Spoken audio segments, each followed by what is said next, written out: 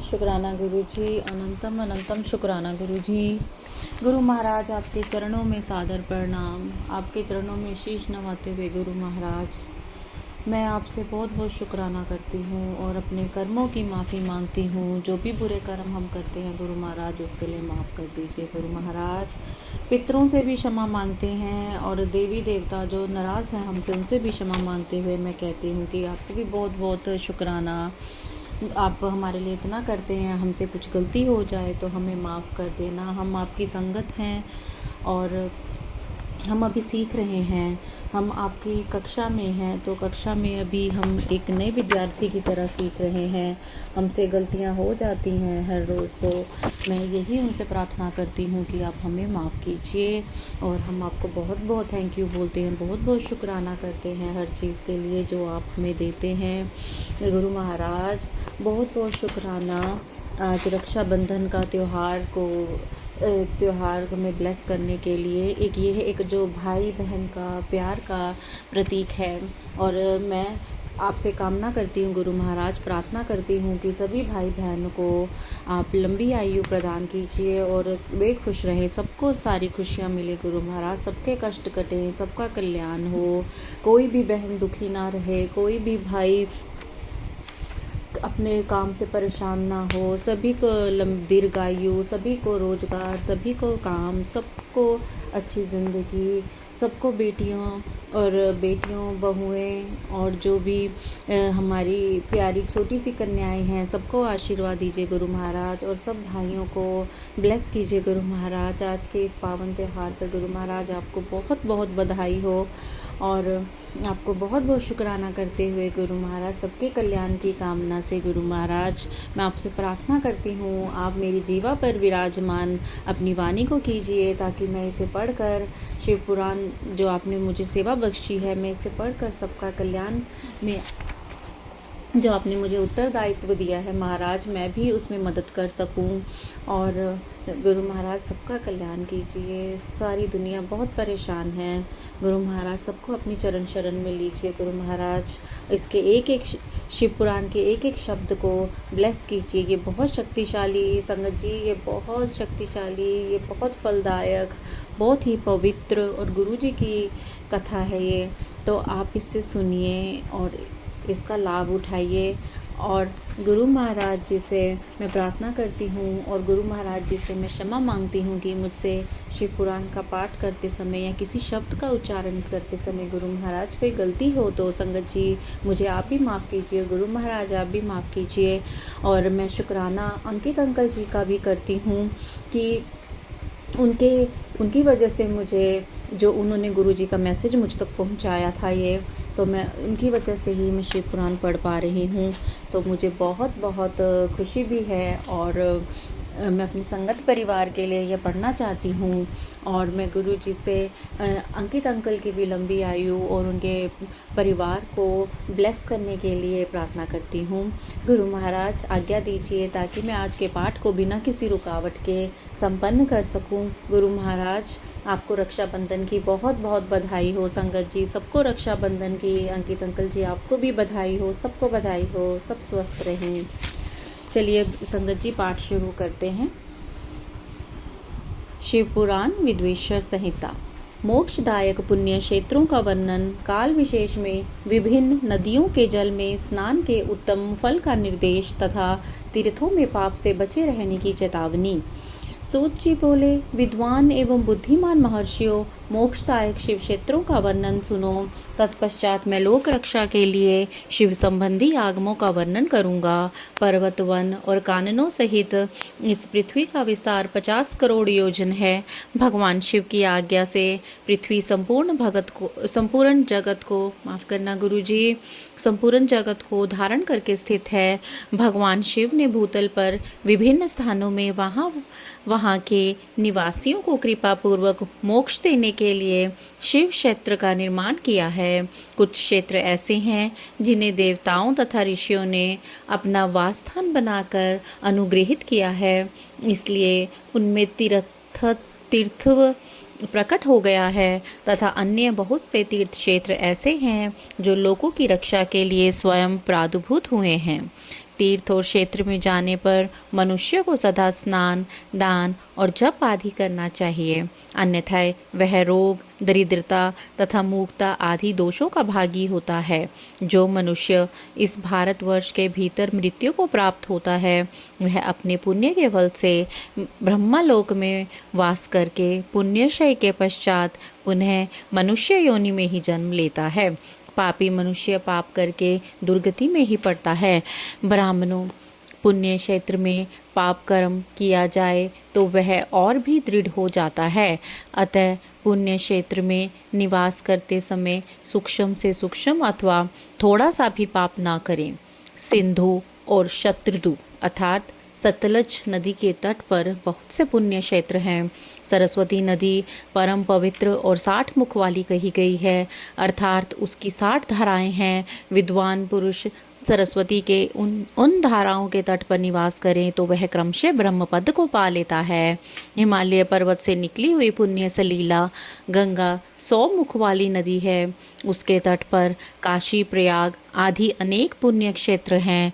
वहाँ मकर राशि के सूर्य होने पर गंगा की तटभूमि पहले से भी अधिक प्रशस्त एवं पुण्यदायक हो जाती है। सोनभद्र नद की 10 धाराएं हैं। वह बृहस्पति के मकर राशि में आने पर अत्यंत पवित्र तथा अभीष्ट फल देने वाला होता है। उस समय वहाँ स्नान और उपवास करने से विनायक पद की प्राप्ति होती है। पुण्य सलीला महानदी नर्मदा की 24 मुख हैं, अर्थात स्रोत हैं।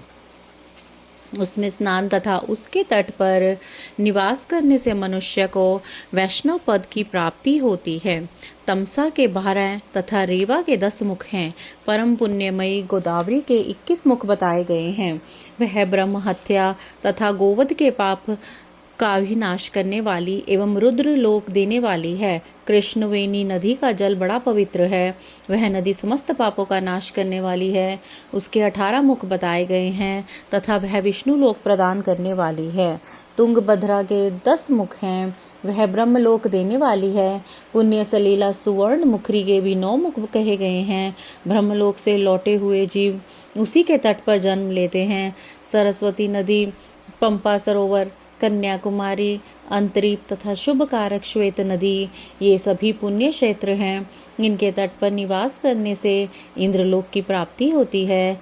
सहाया पर्वत से निकली हुई महानदी कावेरी परम पुण्यमयी है। उसके 27 मुख बताए गए हैं। वह संपूर्ण अभीष्ट वस्तुओं को देने वाली है। उसके तट स्वर्ग लोक की प्राप्ति कराने वाले तथा ब्रह्मा और विष्णु का पद देने वाले हैं। कावेरी के जो तट शैव क्षेत्र के अंतर्गत हैं, वे अभीष्ट फल देने के साथ ही शिवलोक प्रदान करने वाले भी हैं। नैमिषारण्य तथा बद्रिकाश्रम में सूर्य और बृहस्पति के मेष राशि में आने पर यदि स्नान करे तो उस समय वहाँ किए हुए स्नान पूजन आदि को ब्रह्मा लोक की प्राप्ति कराने वाला जानना चाहिए। सिंह और कर्क राशि में सूर्य की संक्रांति होने पर सिंधु नदी में किया हुआ स्नान तथा केदार तीर्थ के जल का पान एवं स्नान ज्ञानदायक माना गया है। जब बृहस्पति सिंह राशि में स्थित हो उस समय सिंह की संक्रांति से युक्त भाद्रपद मास में यदि गोदावरी के जल में स्नान किया जाए तो वह शिवलोक की प्राप्ति कराने वाला होता है। क्षेत्रे पापस्य करणं दृढ़ं भवति भूसुरः पुण्यक्षेत्रे निवासे ही पापमनपि नाचरेत।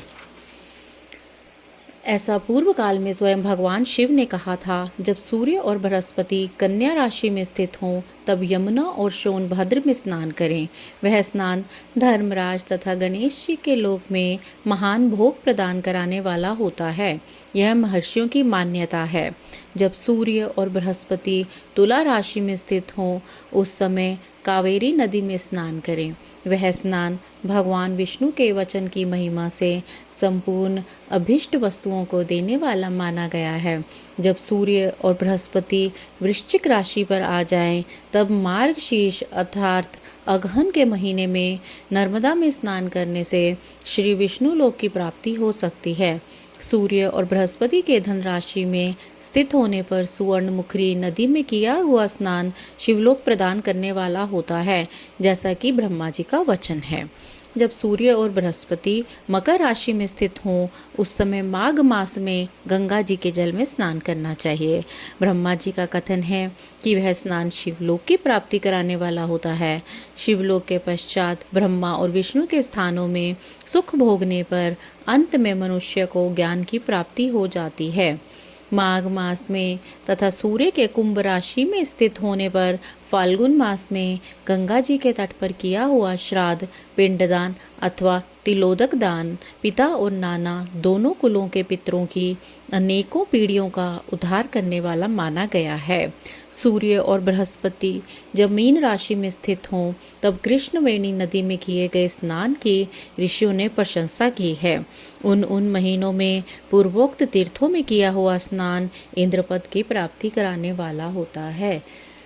विद्वान पुरुष गंगा अथवा कावेरी नदी का आश्रय लेकर तीर्थवास करें। ऐसा करने से तत्काल किए हुए पाप का निश्चय ही नाश हो जाता है। रुद्रलोक प्रदान करने वाले बहुत से क्षेत्र हैं। ताम्रपर्णी और वेगवती ये दोनों नदियाँ ब्रह्मलोक की प्राप्ति रूप फल देने वाली हैं। इन दोनों के तट पर कितने ही स्वर्गदायक क्षेत्र हैं। इन दोनों के मध्य में बहुत से पुण्यप्रद क्षेत्र हैं। वहाँ निवास करने वाला विद्वान पुरुष वैसे फल का भागी होता है। सदाचार, उत्तम वृत्ति तथा सद्भावना के साथ मन में दया भाव रखते हुए विद्वान पुरुष को तीर्थ में निवास करना चाहिए, अन्यथा उसका फल नहीं मिलता। पुण्य क्षेत्र में किया हुआ थोड़ा सा भी पुण्य भी अनेक प्रकार से वृद्धि को प्राप्त होता है तथा वहाँ किया हुआ छोटा सा पाप भी महान हो जाता है। यदि पुण्य क्षेत्र में रहकर ही जीवन बिताने का निश्चय हो तो उस पुण्य संकल्प से उसका पहले का सारा पाप तत्काल नष्ट हो जाएगा, क्योंकि पुण्य को ऐश्वर्यदायक कहा गया है। ब्राह्मणों, तीर्थवास जनित पुण्य कायिक, वाचिक और मानसिक सारे पापों का नाश कर देता है। तीर्थ में किया हुआ मानसिक पाप वज्रलेप हो जाता है, वह कई कल्पों तक पीछा नहीं छोड़ता। वैसा पाप केवल ध्यान से ही नष्ट होता है, अन्यथा नहीं। वाचिक पाप जप से तथा कायिक पाप शरीर को सुखाने जैसे कठोर तप से नष्ट होता है। अतः सुख चाहने वाले पुरुष को देवताओं की पूजा करते और ब्राह्मणों को दान देते हुए पाप से बचकर ही तीर्थ में निवास करना चाहिए। पुण्य क्षेत्रे कृतं पुण्यम बहुधा रिद्धिमृच्छति। पुण्य क्षेत्रे कृतं पापं महदनपि जायते तत्कालं जीवनार्थं चेत पुण्यं क्षयमेष्यति। पुण्यम ऐश्वर्यदं प्राहु कायिकं वाचिकं तथा मानसं च तथा पापं तादृशं नाश्येत् द्विजः। मानसं वज्रलेपं तु कल्पानुगम तथा। जय गुरु जी, शुक्राना गुरु जी।